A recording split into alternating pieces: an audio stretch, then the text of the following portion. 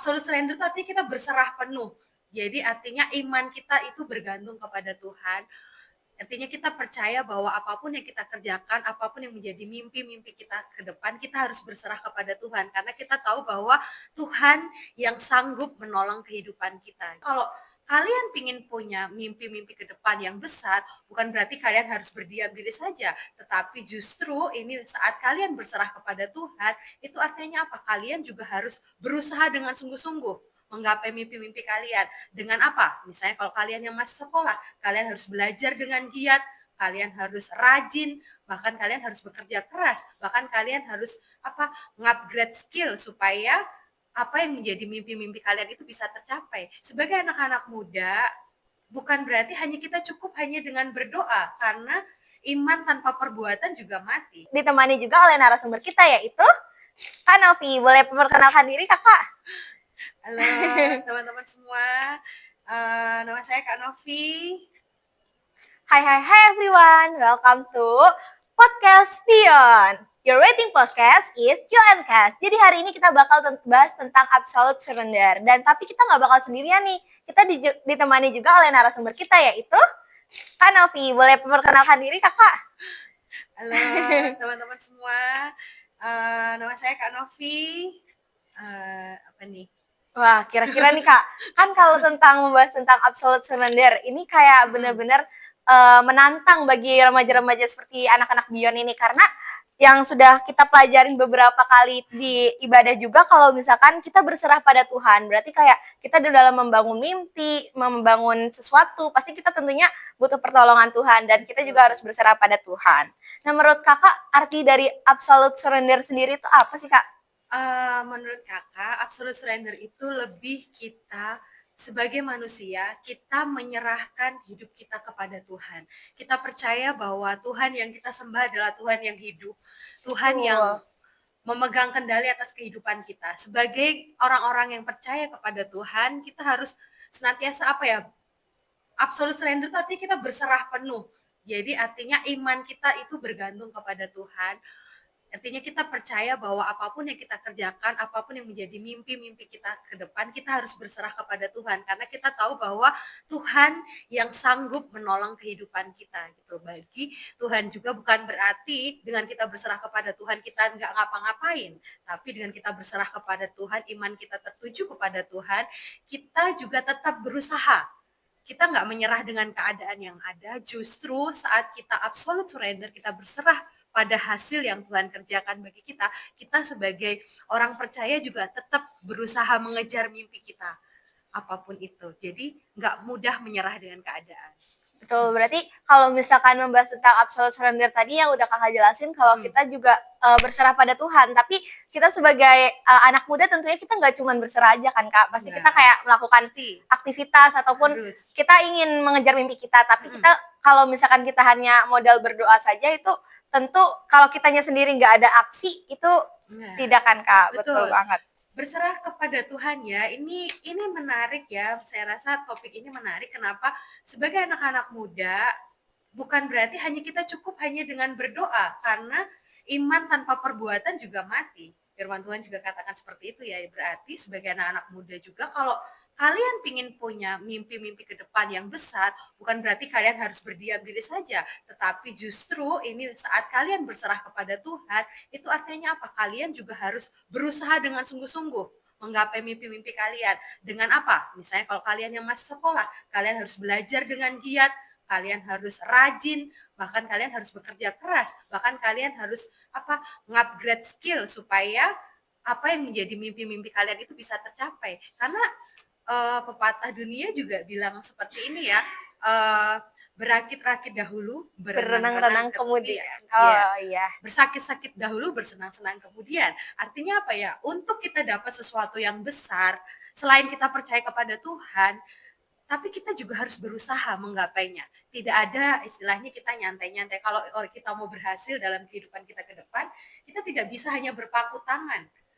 Kalau kita berpangku tangan pasti tidak ada hasil yang akan kita bawa, kita dapatkan. Tapi kalau kita mau ke depan menjadi orang yang berhasil, mau yang sukses, pasti ada harga yang harus kita bayar.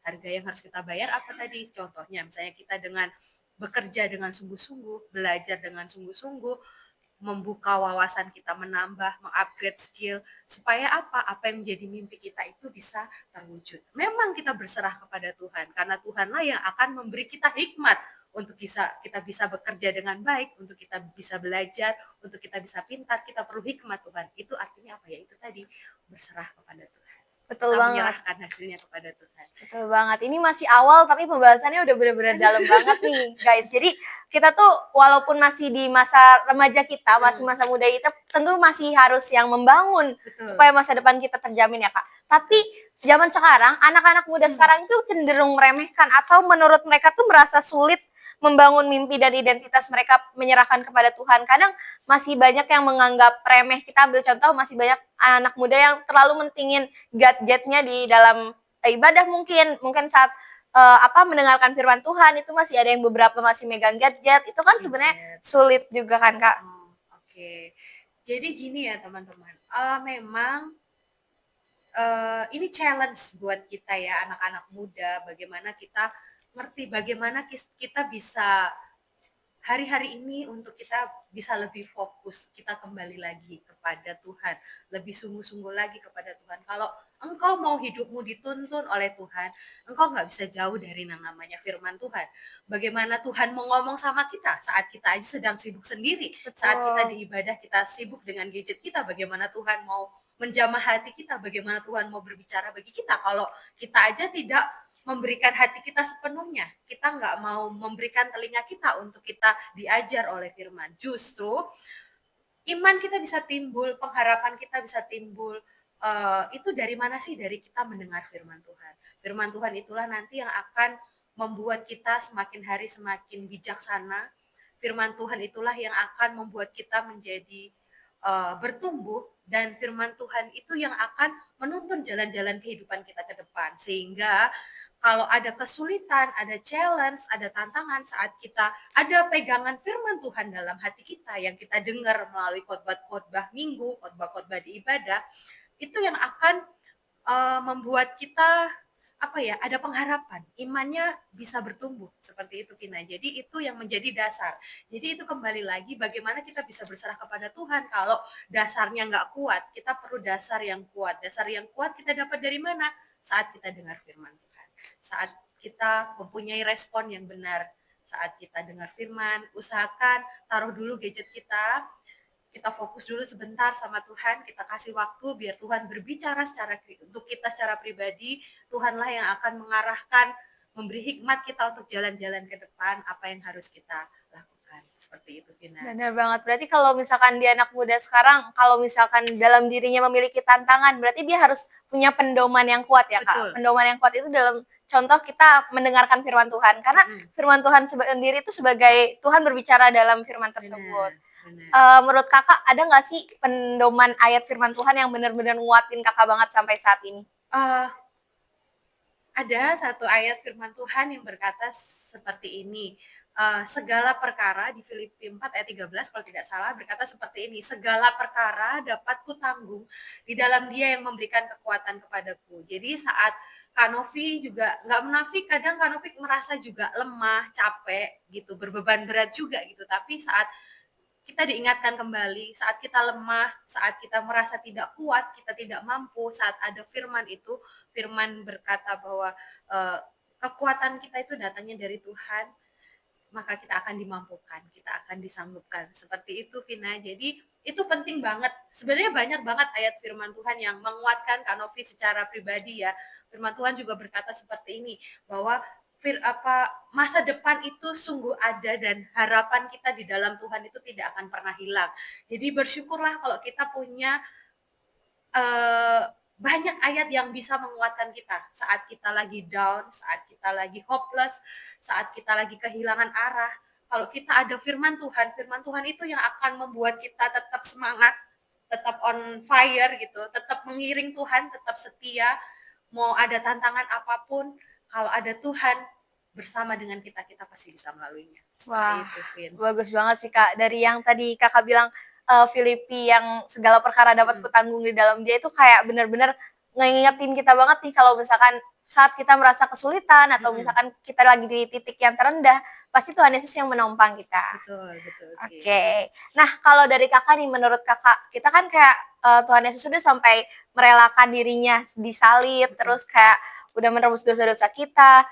Dari feedback kita sebagai manusia dan terutama sebagai anak muda itu ke Tuhan Yesus itu apa sih Kak? Bukan cuma yang kayak hanya berdoa, eh, melakukan firman Tuhan, itu ada nggak sih Kak kayak misalkan melayani atau bagaimana? Nah, eh feedbacknya ya, Tuhan tuh udah kasih semuanya buat kita. Betul. Dia selalu kasih yang terbaik buat kita. Apa respon kita, teman-teman? Respon kita adalah hari-hari ini adalah hari-hari yang jahat, di mana banyak anak-anak muda akan ditarik untuk jauh daripada Tuhan. Tapi kebenarannya adalah saat ini saya mau sampaikan, ayo kita sama-sama anak muda, kita sama-sama mencari Tuhan lagi. Tuhan baik sama kita, Tuhan sayang sama kita gitu. Jadinya kalau engkau saat ini masih diberi kesempatan untuk ada, untuk saat ini, ayo sama-sama membangun hubungan pribadi lebih lagi kepada Tuhan. Karena kakak percaya bahwa Tuhan akan banyak ngomong sama kita. Tuhan gak mau keadaan kita itu sama seperti sebelumnya. Tuhan itu kasihnya itu ibaratnya selalu baru, Vin. Setiap hari itu selalu ada mujizat Tuhan, selalu ada pertolongan, selalu ada kasih karunia Tuhan gitu. Intinya apa? Hari-hari ini ayo kembali lagi kepada Tuhan. Buat teman-teman yang udah mulai jauh, buat engkau yang mungkin sedang mengalami kekecewaan, engkau sedang hopeless, engkau sedang mengalami berbagai masalah, tantangan, ayo hari-hari ini kembali kepada Tuhan, dekat lagi kepada Tuhan, karena Tuhan sayang sama kita. Tuhan gak mau hidup kita biasa-biasa aja, tapi Tuhan mau kita mengalami mujizatnya. Tuhan mau kita mau mengalami pertolongannya. Ya dengan apa? Kita dekat sama Tuhan. Hari-hari ini mungkin banyak yang mengganggu fokusmu untuk dekat pada Tuhan, tapi kakak mau ingatkan untuk kita, ayo kembali lagi kepada Tuhan, ayo setia lagi, karena ada pertolongan Tuhan, ada mujizatnya yang disediakan bagi kita. Betul banget. Aku dari kata-kata Kak Novi juga, aku teringat gimana kalau misalkan kayak di sekolah nih ada lingkungan yang menurut kita tuh buruk, kayak misalkan berbahasa toksik atau mereka meninggalkan agamanya, tidak berdoa saat makan atau segala macam. Itu jadi aku benar-benar paham sih gimana sekarang kita tuh anak-anak muda itu banyak yang sekarang lebih ke cenderung mengikuti hawa duniawi daripada hawa rohani. Karena menurut mereka ya kayak kalau misalkan kita nggak ikut dunia, gimana kita bisa hidup? Sedangkan kita juga masih ada bagaimana kehidupan kita di surga nanti yang kita cenderung juga ingat Tuhan selalu. Mungkin itu bisa jadi pedoman kita guys, bisa digarisbawahi juga.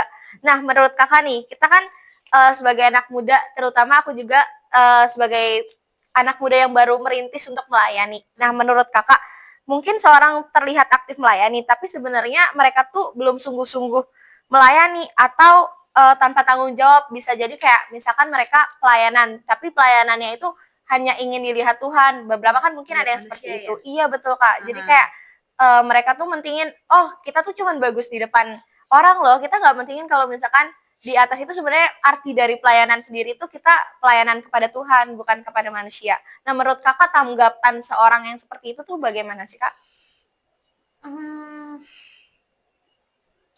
Berbicara tentang pelayanan, emang tadi waktu kita workshop juga kita bahas dari Kolose 3 ya ayat 23 bahwa lakukanlah segala sesuatu seolah-olah untuk Tuhan, bukan untuk manusia. Memang manusia itu selalu melihat yang di depan mata. Betul. Banyak anak-anak muda mungkin yang mungkin dalam tanda arti mereka masih belum mengerti esensi dari pelayanan. Sebenarnya pelayanan adalah wujud terima kasih kita sama Tuhan. Tuhan udah baik sama kita. Kita tuh nggak bisa balas kebaikan Tuhan. Kita nggak bisa balas kasihnya Tuhan. Ya dengan apa? Dengan kita melayani. Melayani memang yaitu tadi bukan untuk dilihat oleh manusia. Karena percuma aja kalau pelayanan tanpa didasari rasa kasih kepada Tuhan, tanpa didasari oleh motivasi yang benar bahwa apa yang kita lakukan itu semuanya untuk Tuhan, nanti pasti di tengah jalan ketika sikap hati kita belum benar, maka kita akan mengalami yang namanya kekecewaan. Kita pasti akan mengalami yang namanya kemunduran. Karena apa? Ya itu tadi hati kita ternyata belum beres. Padahal inti dari pelayanan adalah bagaimana kita bersyukur sama Tuhan, karena Tuhan udah sayang sama kita, Tuhan udah kasih yang terbaik buat kita. Sebab itu motivasi kita yang pertama adalah hati kita yang benar di hadapan Tuhan dulu gitu ya. Karena percuma aja kita dilihat oleh manusia hebat, kita dilihat oleh teman-teman, wih aktif pelayanan, rajin deh, setiap hari mungkin kita ke gereja gitu. Tapi percuma aja kalau tidak ada buah-buah pelayanan yang kita hasilkan. Itu sama aja kosong. Pelayanan kita nggak ada artinya karena nggak ada buah di dalam pelayanan tersebut. Karena ya itu ya hanya pengen dilihat manusia, ya kita pasti one day kita akan mengalami kekecewaan. Karena saya percaya Tuhan lebih berkenan kepada hati daripada aktivitas pelayanan yang kita lakukan. Karena Tuhan selalu melihat yang pertama adalah hati kita. Ketika hati kita benar, motivasi kita benar dalam mengikut Tuhan, dalam mau melayani Tuhan, maka kakak percaya kok akan ada buah-buah dari pelayanan kita. Seperti itu. Jangan sampai kita salah dalam pelayanan karena Tuhan lebih tertarik pada hati kita daripada apa yang dilihat oleh manusia melalui pelayanan kita. Itu aja. Jadi kakak rindu ada hasil, ada buah-buah dari pelayanan kita dan itu bisa memberkati banyak orang. Lebih baik kita dipuji oleh Tuhan daripada kita mendapatkan pujian dari manusia. Tapi ya hanya nggak akan pernah bertahan lama pelayanan seperti itu. Karena dia akan pasti akan terbentur dengan kekecewaan dari orang atau dari manusia sekalipun. Betul banget. Jadi kayak kita tuh punya Kosong motivasi ya. sendiri. Iya, kalau misalkan kita ikut Tuhan yang benar-benar melayani untuk Tuhan, kita pasti kayak ada rasa puji Tuhan kita bisa melayani apapun hasilnya itu. Iya. Yang penting kita udah benar-benar berpasrah pada Tuhan. Nah, tapi Kak, sekarang itu yang masih yang mereka tuh pelayanan, aktif di dalam pelayanan, kayak mereka benar-benar memotivasi kalau misalkan pelayanan itu untuk Tuhan. Tapi kalau misalkan dari diri mereka sendiri belum menyerahkan hidupnya sepenuh pada Tuhan itu, menurut kakak kayak gimana sih? Kayak mereka udah benar-benar yang sungguh melakukan pelayanan demi Tuhan, tapi mereka sendiri tuh masih yang kehidupan di luarnya, di luar pelayanan, mereka yang belum berserah pada Tuhan. Jadi ya itu tadi sama seperti kosong ya berarti ya. Jadi kayak apa ya, yang dia lakuin tuh sia-sia sih sebenarnya karena percuma aja kita tampil hebat di hadapan manusia tapi sebenarnya kehidupan rohani kita juga nggak bertumbuh karena kita hanya mau mengejar pengakuan dari manusia bahwa kita pelayanan ya. Tapi lebih daripada itu esensinya adalah bagaimana kehidupan pelayanan itu harus ada di hati kita dulu, baru kita bisa melayani. Firman Tuhan katakan ini, biarlah rohmu menyala-nyala dulu, baru kamu layani Tuhan gitu ya. Artinya apa ya? Roh kita juga di dunia sekuler juga kita melayani Tuhan, di gereja kita juga melayani Tuhan, istilahnya kayak gitu. Artinya apa? Nggak ada topeng ya, Vin ya, istilahnya nggak ada muka dua, di gereja kelihatan kudus, di luar gereja kelakuannya amburadul gitu ya, nggak seperti itu. Tapi Tuhan lebih tertarik kepada pribadi anak-anak muda yang mau dia di dunia sekuler juga sama, mau dia bawa ke dunia pelayanan juga sama. Jadi itu lagi, Vin, kembali kepada kita tidak bisa memakai dua topeng di dalam dunia pelayanan. Di dunia pelayanan kita dikenal baik, tapi ternyata di dunia luar tidak bisa. Sama kita aja, nggak betul. bisa seperti bunglon ya, kalau orang bilang tuh bunglon. Jadi berubah-ubah warna. iya, berubah-ubah warna gitu. Iya. Tergantung situasi dan kondisi gitu. Nah, sebaiknya kan anak-anak Tuhan juga sama. Kalau dia dikenal baik di gereja, di dunia luar juga harusnya sama. Dia aktif melayani di gereja, di kehidupan sehari-harinya, dia juga tetap harus melakukan hal yang sama karena kita bukan Kristen bunglon ya, jadi yang menyesuaikan diri, ketemu orang baik ya jadi baik, ketemu orang jahat kita jadi jahat, kan nggak seperti itu gitu. Karena ya itu tadi, kalau jati diri dia mengenal dirinya sendiri dengan benar, Tuhan udah ampuni, Tuhan udah baharui hatinya, ya orang itu akan konsisten sama baiknya di gereja, sama baiknya juga dia di dunia luar. Seperti itu, Vin. Betul banget, setuju sih kata Kak Novi. Kalau misalkan kita udah kelihatan baik di gereja, itu tentunya pasti dalam diri kita tuh buat ngikutin lingkungan pergaulan itu pasti cenderung yang kayak kita akan pilih-pilih kali. Iya, betul Kak. Boleh kok teman-teman kalau pilih-pilih teman ya. Ya kita berteman sama siapa aja, tapi untuk yang menjadi teman dekat kita adalah pilihlah teman yang baik, teman yang membangun, teman yang bisa membawa kalian itu progresnya ke atas, bukan turun. Jadi bijak-bijaklah milih teman, karena firman Tuhan juga berkata seperti ini, Vin, pergaulan yang buruk itu akan merusak kebiasaan yang baik gitu. Makanya bijak-bijaklah memilih teman, bijak-bijaklah memilih orang-orang yang ada di circle kalian gitu. Pilihlah orang-orang yang bisa membawa kalian itu terus naik dan naik, bukan menjadi pribadi yang turun, yang membawa perubahan ke hal-hal yang baik. Pilihlah teman seperti itu, karena kalau teman-teman mau memiliki masa depan yang baik juga ditentukan oleh orang-orang yang ada di sekitarnya. Betul. Kalau orang-orang sekitarnya dia orang yang memotivasi, perkataannya perkataan yang membangun, ya pasti dia akan upgrade gitu, dia akan menjadi menjadi lebih baik lagi. Tapi kalau lingkungannya kurang baik ya, misalnya dalam artian komunitasnya kurang baik, nggak bisa perkataannya negatif terus, perkataannya nggak membangun, ya itu ya dia akan nggak bisa ngapa-ngapain gitu. Tapi kalau pilihlah, makanya saat ini pilihlah komunitas yang benar, gabunglah dengan komunitas-komunitas. Kalau ada teman-teman di gereja yang belum ikut komsel, datang ke komsel ya. Di gereja kita ada komsel, jadi biar teman-teman bisa boleh dikuatkan bareng, ikut gabung dalam komunitas di gereja kita. Kita ada komsel di Bion, ada anak-anak muda juga semuanya. Kakak harap semuanya bisa join, karena di situ kalian bisa curhat, kalian bisa sharing, kalian yang lemah bisa dikuatkan di situ, kalian kalau butuh dukungan doa pasti juga akan didoakan. Nah, karena apa? Kalau kita ketemu sama komunitas yang benar, itu pasti akan membangun kita, Vin. Tapi kalau kita salah komunitas, salah pergaulan, ya jangan heran kalau hidup kita ya akan stagnan dan kita tidak akan pernah mengalami perubahan. Kakak rasa seperti itu. Betul banget. Jadi aku setuju banget sama Kak Novi, kalau misalkan kita milih yang komunitas tuh yang benar-benar yang bisa membawa kita bertumbuh pada Tuhan, itu pasti dalam diri kita buat ngelakuin suatu hal yang tidak baik, itu pasti kayak ada Roh Kudus yang membisikkan kita kalau misalkan hal itu tidak baik. Nah, kalau misalkan dalam lingkungan kayak tadi Kak Novi tentang notis tentang komsel, di komsel kan kita juga kayak bisa berbagi kasih, berbagi cerita. Mungkin dari pengalaman teman-teman ada yang sharing tentang kebenaran firman Tuhan, ternyata dari dalam diri kita tuh kayak pernah ngalamin hal tersebut, pasti kita kayak mengerti, oh jadi jalan solusinya tuh ini, dari tanggapannya begini. Betul banget. Jadi menurut kakak ini kalau misalkan komunitas yang baik itu bisa membawa pergaulan yang baik juga ya, Kak? Betul. Makanya tadi kembali lagi bahwa ayo anak-anak muda, jangan menjauhkan diri dari pertemuan-pertemuan ibadah. Kalau ada komsel, silahkan join gitu. Kita welcome buat teman-teman di Bion, teman-teman yang lain untuk mau gabung dalam komunitas, silahkan, karena di situ kita bisa cerita apa aja, bahkan kita bisa cerita kelemahan kita untuk kita sama-sama berubah, untuk kita sama-sama dibangun dalam komunitas ini menjadi lebih baik lagi. Betul banget. Karena kayak dari tanggapan teman-teman waktu komsel juga benar-benar yang nguatin kita banget nih. Kayak kita lagi merasa sedih, mungkin ada yang beberapa, kalau komunitasnya baik itu pasti dia kayak mensupport kita, memberikan itu mereka. Iya betul Kak. Jadi mereka tuh kayak ngerasa, oh ada yang supporter nih di belakang kita, ada yang menjadi support system di hati kita.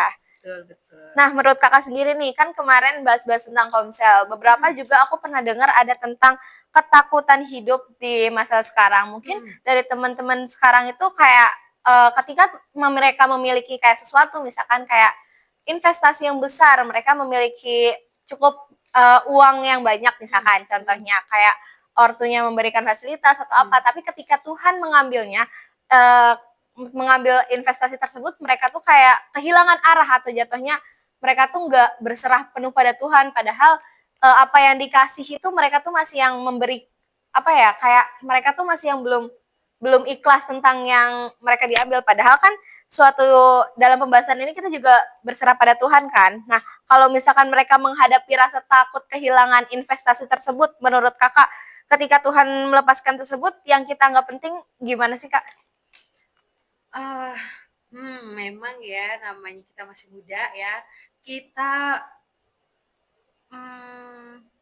memperlu yang namanya hikmat, perlu yang namanya kebijaksanaan dalam mengelola, apalagi yang namanya ini berbicara soal investasi ya, Vin, karena memang anak muda sekarang ini udah lumayan mempreparing untuk ke depan dengan cara mungkin ya dia investasi tadi, mungkin investasi apa tuh? Emas contohnya, iya. Kalau anak muda sih sekarang handphone sih Oh Kak paling. handphone, oh Iya. handphone, oke investasinya handphone.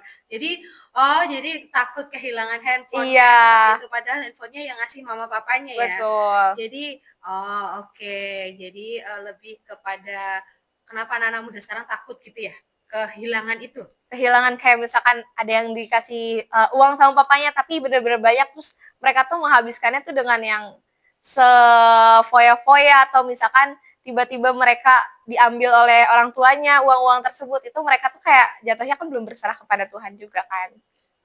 Lebih ke gini kali ya Vin ya, memang ini Kakak jawabnya deh. Kalau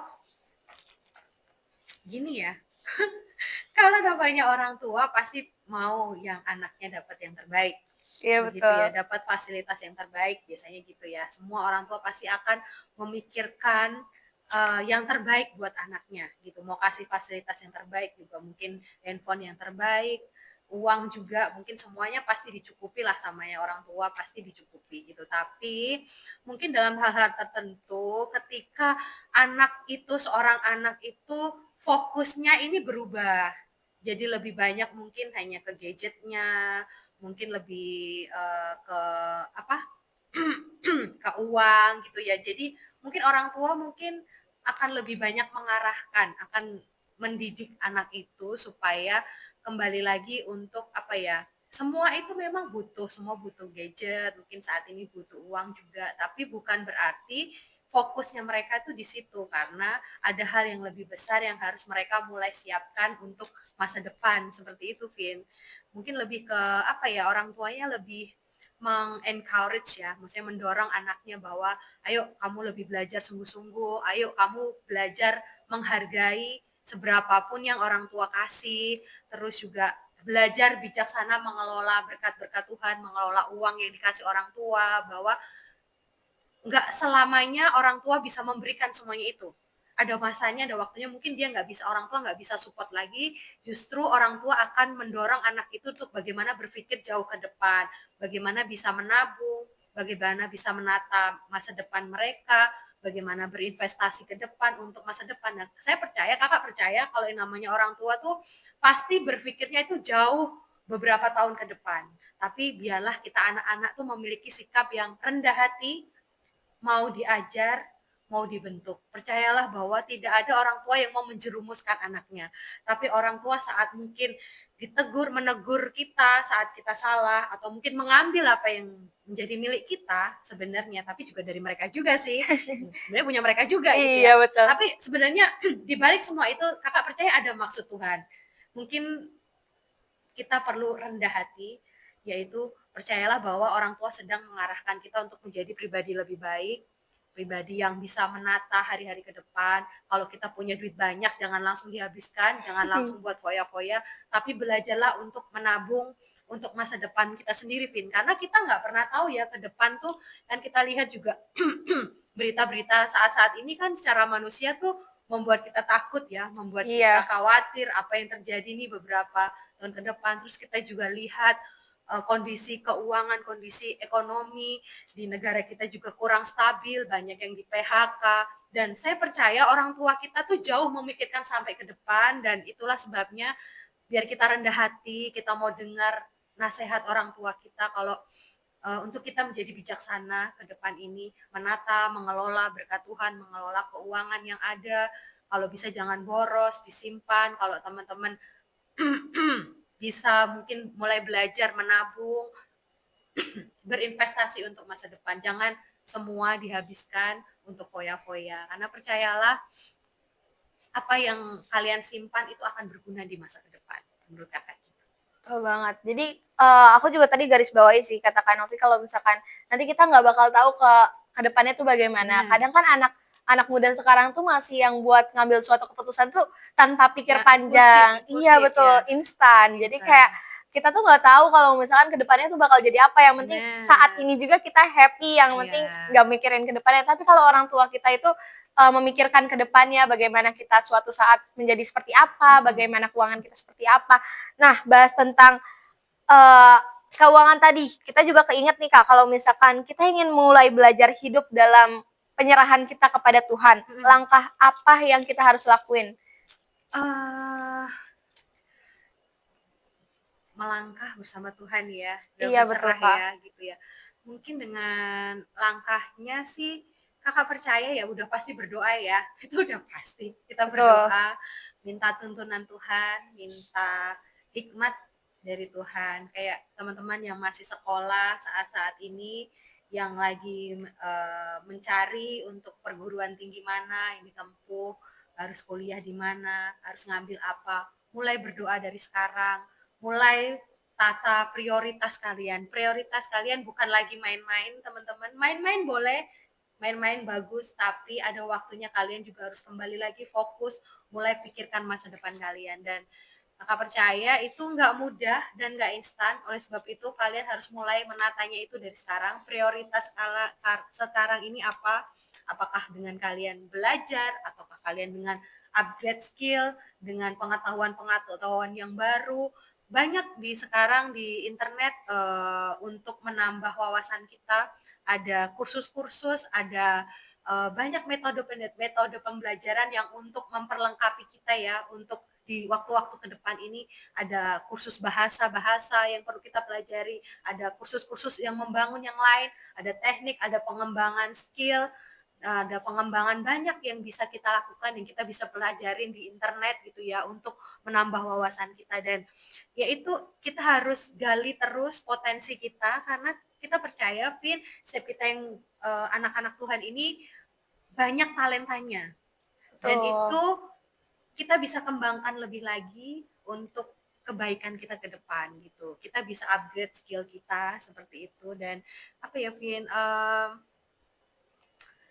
kalau anak-anak muda yang lain sekarang masih nyantai-nyantai, masih easy going, tapi saya berdoa anak-anak Tuhan di tempat ini semakin rindu gitu ya, semakin apa ya, pikirannya boleh terbuka, semakin apa ya, bijaksana mengelola waktu, mengelola hari-hari supaya menjadi lebih baik. Kita percaya Tuhan pasti tolong kita, tapi bukan berarti kita diam saja, tapi harus ada sesuatu yang kita lakukan. Kita harus rajin, harus tetap semangat, nggak, Berusaha. ya berusaha. Jangan kalau kalian belum melihat perubahan dalam diri kalian, belum melihat ada tanda-tanda kebaikan, ya inilah waktunya untuk kita lebih lagi berusaha, lebih sungguh lagi, lebih setia. Setia, firman Tuhan berkata seperti ini, ketika engkau setia dalam perkara kecil, maka Tuhan akan menambah-nambahkan. Tuhan akan percayakan kita hal-hal yang besar. Hal-hal yang besar tidak akan pernah terjadi secara instan, semuanya butuh proses. Untuk kita berhasil, untuk kita sukses itu tidak dicapai dengan 1-2 hari, itu mungkin butuh berbulan-bulan, bahkan bertahun-tahun. Ada pengorbanan di situ, ada air mata di situ, ada daya juang yang kuat di situ. Dan Kakak satu hal yang percaya, itu campur tangan Tuhan yang ajaib buat Betul kita. banget.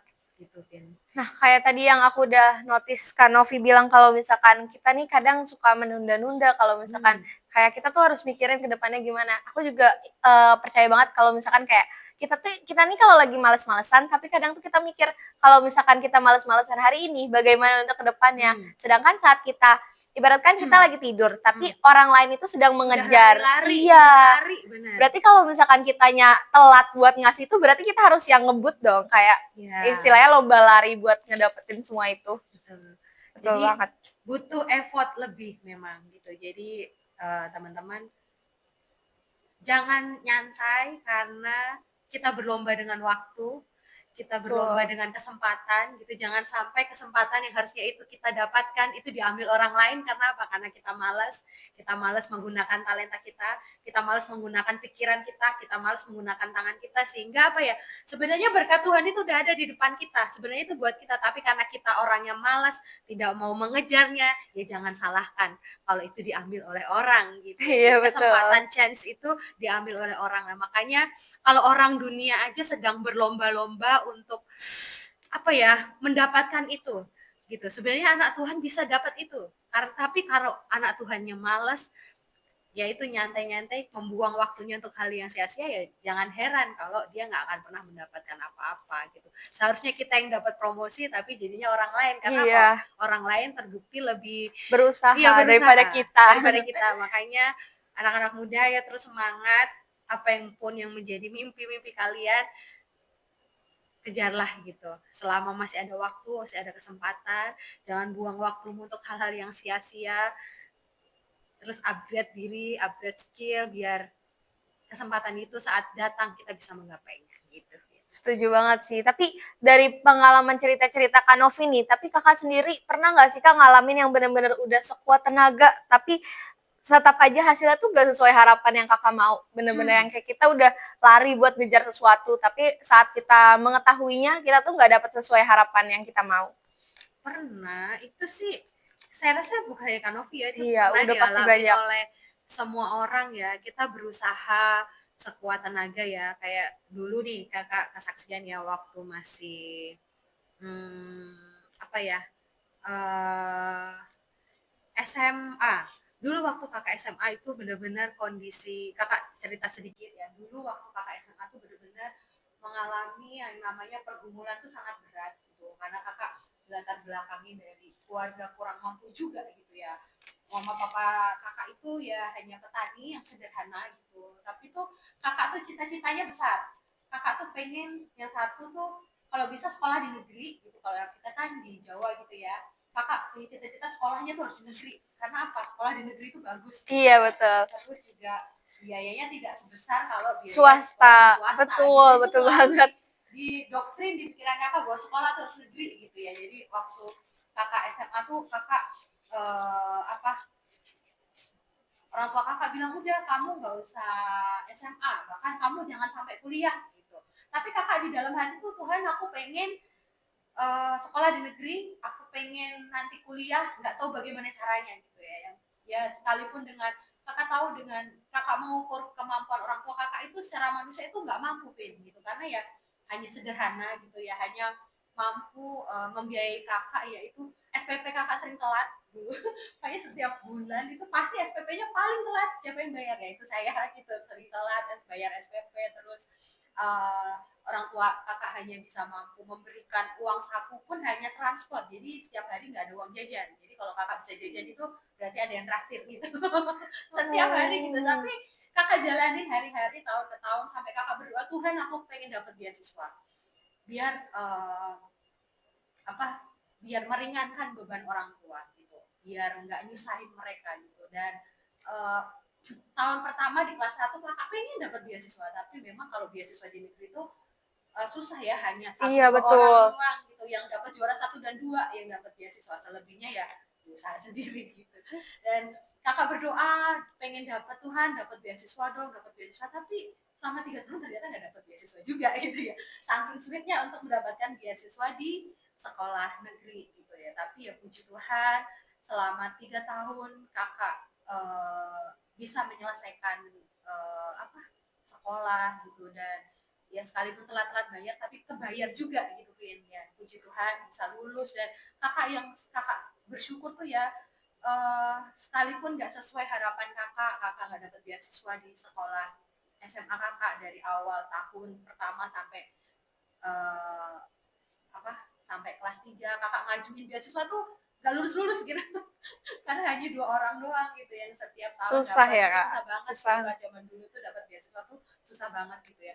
Sekalipun kita udah berusaha gitu, tapi ya puji Tuhan bisa lulus. Terus ya itu kakak benar-benar fighting banget, keinginan kakak adalah kakak harus selesai SMA pada waktu itu, harus lulus dan harus dapat nilai yang baik gitu. Kakak tuh asal teman-teman tahu ya, dulu kan kakak tuh bahkan untuk beli buku aja, buku LKS ya, kakak tuh seringnya dapat warisan.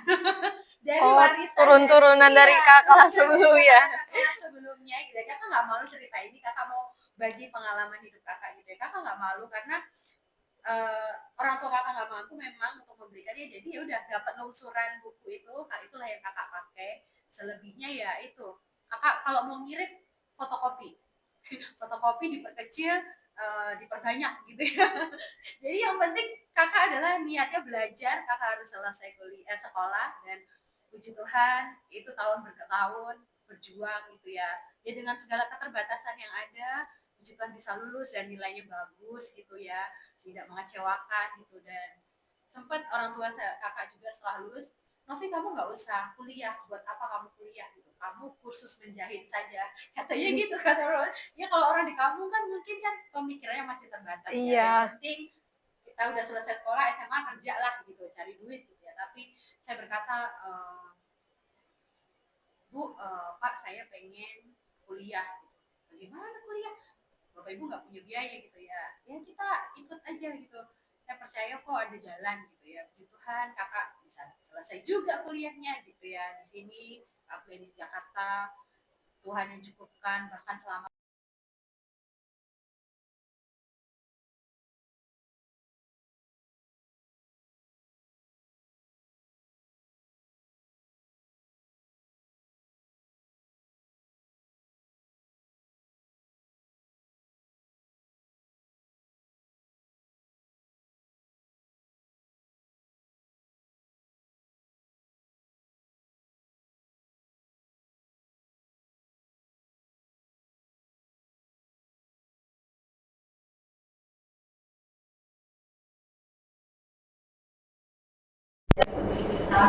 jangan malu dengan keterbatasan yang ada, jangan berkecil hati dengan keterbatasan kita. Justru saat keterbatasan kita di situ Tuhan itu banyak menyatakan jadi jangan menyerah, sekalipun belum punya apa-apa, belum bisa ngapain, oke, tetap usaha, tetap semangat, tetap semangat. Jadi semua itu memang kalau sampai itu semua itu bakal aman terjadi. Yang penting tindakan iman kita. Yang penting adalah kita berusaha selebihnya hasilnya kita lakukan. Tuhan juga pasti akan memberikan untuk kita mengarahkan untuk maknanya buat kita kita sungguh-sungguh Tuhan perhitungkan semua itu. Manusia mungkin tidak akan melihat, manusia melihat hanya yang enaknya dari kita, tapi percayalah proses itu nggak akan pernah mengkhianati. Terima kasih anak yang benar-benar sharingnya kali ini benar-benar memberkati kita dalam jadi pengalaman buat kita juga supaya lebih baik lagi kepada berpakaian kita lalu. Dan jangan lupa teman-teman untuk tetap bersama di episode berikutnya karena benar-benar kami bakal lihat kalian juga semua. Terima kasih yang sudah menonton. Sampai jumpa di episode berikutnya.